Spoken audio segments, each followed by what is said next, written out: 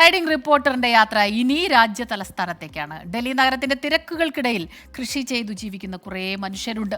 പ്രകൃതി ദുരന്തങ്ങളെ അടിക്കടി നേരിടേണ്ടി വരുന്ന ഈ കുടിയേറ്റ കർഷകർ ഇന്ന് ഭരണകൂടത്തിന്റെ ബുൾഡോസറുകളുടെ ഭീഷണിയും നേരിടേണ്ടി വരുന്ന അവസ്ഥയാണ്. യമുനാ തീരത്തെ കർഷകരുടെ ജീവിത ദുരിതങ്ങളിലേക്കാണ് റൈഡിംഗ് റിപ്പോർട്ടറുടെ യാത്ര. ഡൽഹിയിൽ നിന്ന് ബൽറാം നെടുങ്ങാടി തയ്യാറാക്കിയ റിപ്പോർട്ടിലേക്ക്.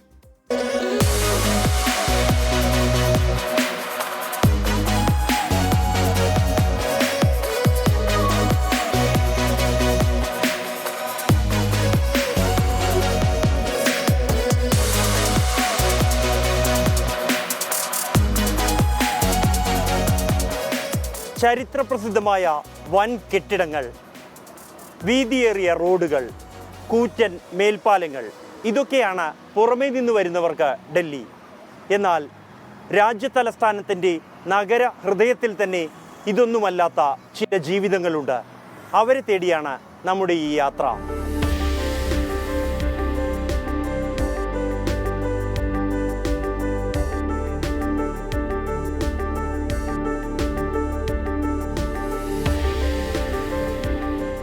ഡൽഹിയുടെ ജീവനാഡിയായ യമുനാ നദിയുടെ കരയിൽ കൃഷി ഉപജീവനമാക്കി കഴിയുന്ന കുറേ മനുഷ്യർ. പാർലമെന്റിൽ നിന്നും വെളിപ്പാടകലെ കഴിയുമ്പോഴും അവർക്ക് സഞ്ചരിക്കാൻ റോഡുകൾ പോലുമില്ല. അതിദുർഘടമായ പാതകൾ. പലരും സർക്കാർ രേഖകളിൽ പോലും ജീവിച്ചിരിപ്പില്ല. അവരെ തേടിയാണ് നമ്മുടെ പോക്ക്.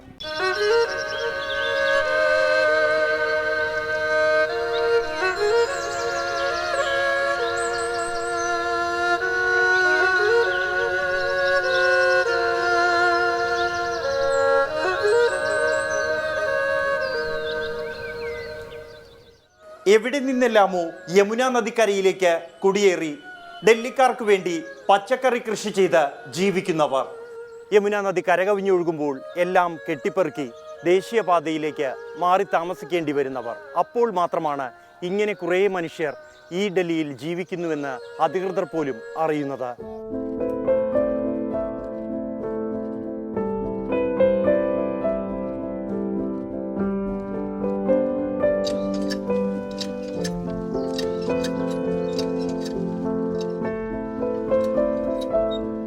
कैसे है इधर?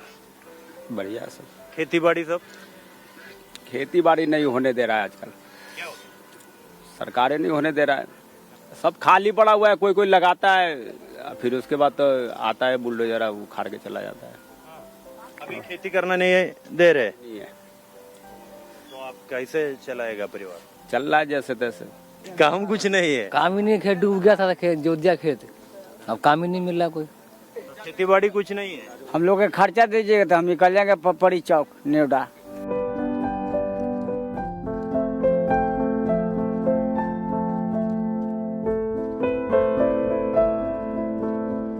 ഇവരുടെ ജീവിതം അതിദുരിതത്തിലാണ്. പുറമേ നിന്ന് കാണുന്നതിനേക്കാൾ അതിദുർഘടമാണ് ജീവിതം. കഴിഞ്ഞ തവണ യമുനാ നദി കരകവിഞ്ഞൊഴുകിയപ്പോൾ ഇവിടെയെല്ലാം വെള്ളം മുങ്ങിയിരുന്നു. ഇവർ റോഡുകളിലേക്ക് 2 മാസത്തോളം മാറി താമസിച്ചു. എന്നാൽ അതിനുശേഷം പിന്നീട് ഇവിടെ കൃഷി നടത്താൻ പോലും സർക്കാർ സമ്മതിക്കുന്നില്ലെന്നാണ് ഇവർ പറയുന്നത്.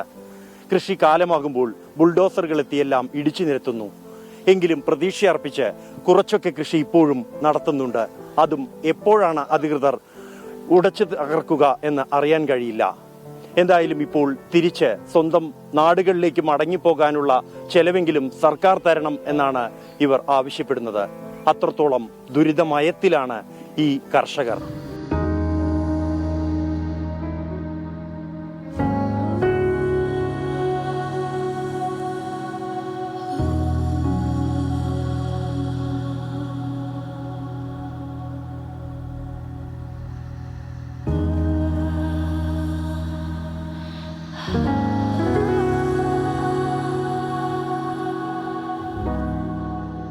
യമുനാ നദിയിൽ ഭാഗ്യം പരീക്ഷിക്കാനായി പല നാടുകളിൽ നിന്നായി ഡൽഹിയിലേക്ക് ചേക്കേറുന്ന ഈ മനുഷ്യർ താമസിക്കുന്നത് മുള കൊണ്ടും പ്ലാസ്റ്റിക് ഷീറ്റ് കൊണ്ടും നിർമ്മിക്കുന്ന ഇത്തരം ഒറ്റമുറി കൂരകളിലാണ്. ഈ വീടുകളിലാണ് ഇവരുടെ കുടുംബസമേതമുള്ള ജീവിതം. കാർഷികോപകരണങ്ങൾ, ആയുധങ്ങൾ മുതൽ കുട്ടികളുടെ പഠനോപകരണങ്ങൾ വരെ എല്ലാം സൂക്ഷിച്ചിരിക്കുന്നത് ഈ ഒറ്റമുറി വീടുകളിലാണ്. അടച്ചുറപ്പ് പോലുമില്ലാത്ത ഈ വീടുകളിൽ ഇവർ രാവും പകലും തള്ളി നീക്കുന്നു. ഡൽഹിയിലെ കൊടും ചൂടിലും കൊടും തണുപ്പിലും മേൽക്കൂര പോലും ശരിയായി കെട്ടിയുറപ്പിക്കാത്ത ഈ വീടുകളിലാണ് ഇവർ ജീവിച്ച് തീർക്കുന്നത്. അപ്പോഴും ഒന്നും ഇവർക്ക് സമ്പാദിക്കാനും കഴിയുന്നില്ല. അതീവ ദുരിതമയത്തിലാണ് ഇവർ. ഏത് നിമിഷവും ഇവിടെ നിന്നും കുടിയിറക്കപ്പെടേണ്ടി വരും എന്ന വലിയ ഭീതിയിലും.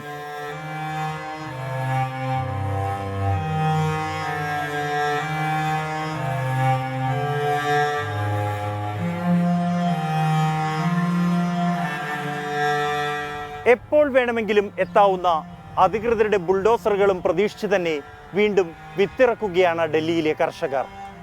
സമാധാനത്തോടെ അധ്വാനിച്ച് ജീവിക്കാനുള്ള അവകാശം മാത്രമാണ് ഈ കർഷകർ തേടുന്നത്.